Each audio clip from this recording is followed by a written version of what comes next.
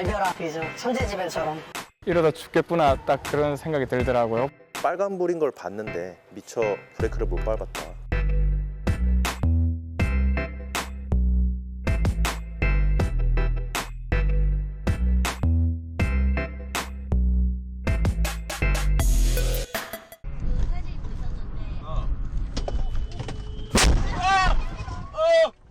저기요!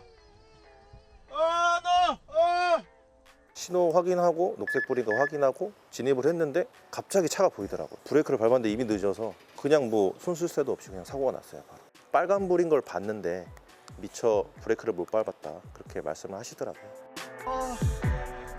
네, 괜찮아요.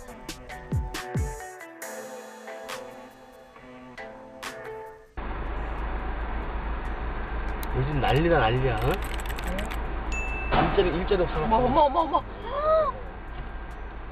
버스가 이제 그 황색 불에 말하자면 신호 위반하고 온 거죠. 근데 그걸 다마스가 뒤 쫓아오다가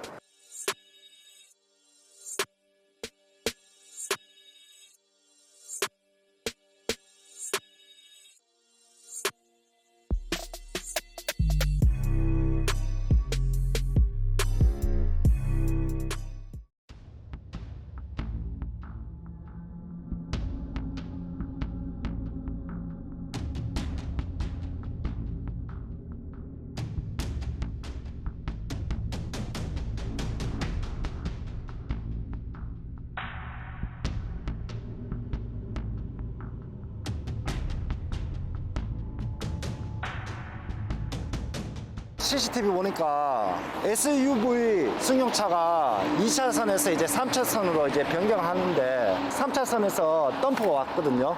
덤프트럭 기사는 자기가 가고 있는데 SUV 차량이 진로 변경에 들어와가지고 충돌했다 얘기를 하시고 SUV 차량 같은 경우에는 진로 변경한 건 맞는데 자기가 이미 들어와 있는데 뒤에서 쳤다 이 얘기하고 있는 거예요. 그래서 우리 사무는 사람을 용접 신호 대기 중에 이렇게 올 줄은 생각도 못하는 거죠. 조력을 빨리빨리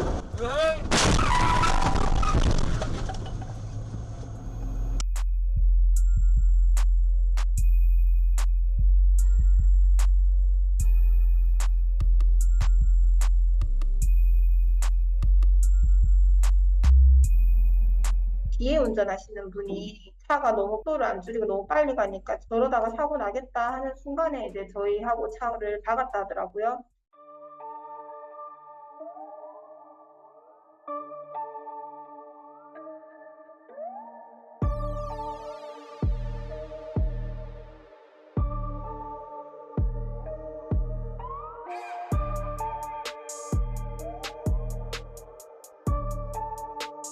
조수석에 계셨던 여자분께서는 의식이 있어서 바로 차량에서 나와서 안에 사람들 좀 구해주세요 라고 하셨거든요.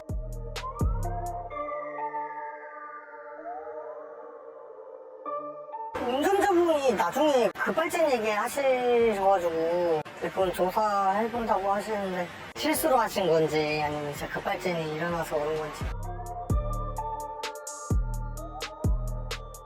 이게 전봇대에 충격하면 문제는 주변에 2차적인 피해들이 발생하는 경우도 많이 있고 수십억 대 발생하는 피해도 제가 경험을 해봤어요. 실제로 보상한도를 초과하면 보험사에서는 따로 보상할 의무가 없는 거죠. 보험사는 가해자를 대신해서 일정 금액까지 보상을 해주기로 약정을 한 거거든요.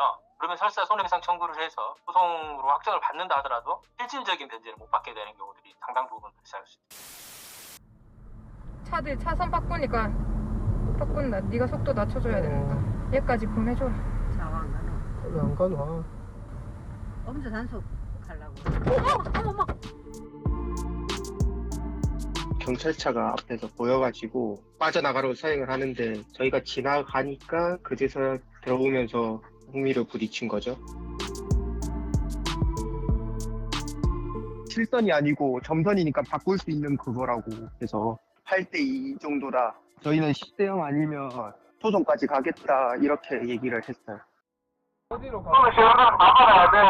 가도 비슷해. 직장 가는 길이었는데 이러다 죽겠구나 딱 그런 생각이 들더라고요.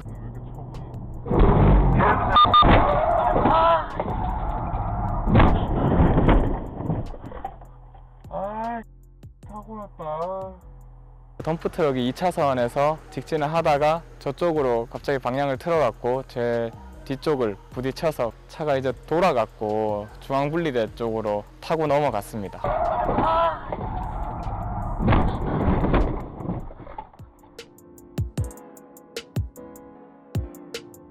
뭐 미안하다 그런 얘기는 전혀 없었고 보험사 측에서는 양쪽에서 다 100대 0인 것 같다고 가해자한테 인정을 하라 그랬는데 바퀴 구르는데 100대 0이 어딨냐 뭐 그런 식으로 가해자가 인정을 안 해갖고 억울하고 그런 심정이 많이 생깁니다.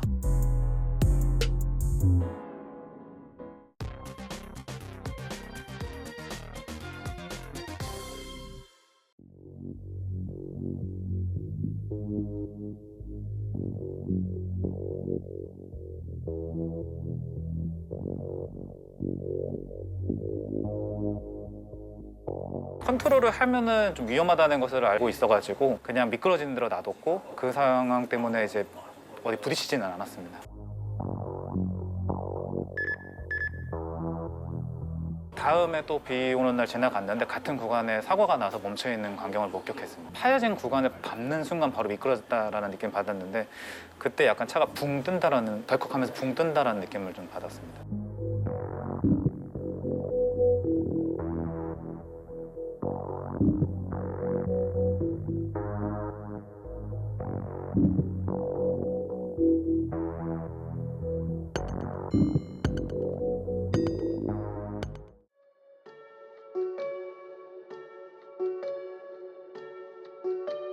저희 원래 가게에 이제 납품하러 오시는 분인데 컨디션이 안 좋으신지 잠깐 차에 들어가신다고 그러시더라고요. 좀 피곤해 보이시더라고요. 저희가 이제 비용을 이제 드려야 되는 상황인데 안 나오시는 거예요. 잠깐 봤는데 차 안에서 이렇게 경련을 하고 계시더라고요. 엄청 놀랬죠. 일단 숨을 안 쉬고 계시니까.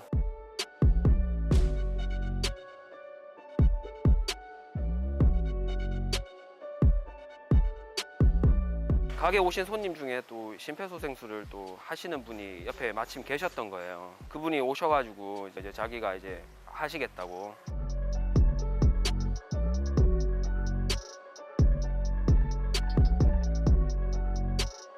병원에서는 뭐 특별히 뭐 이상이 없대요. 그날따라 유독 좀 이상했대요, 느낌이. 그냥 지나칠 수도 있는데 이미 보고 이렇게 와가지고 이렇게 봐주셔가지고 굉장히 감사하죠.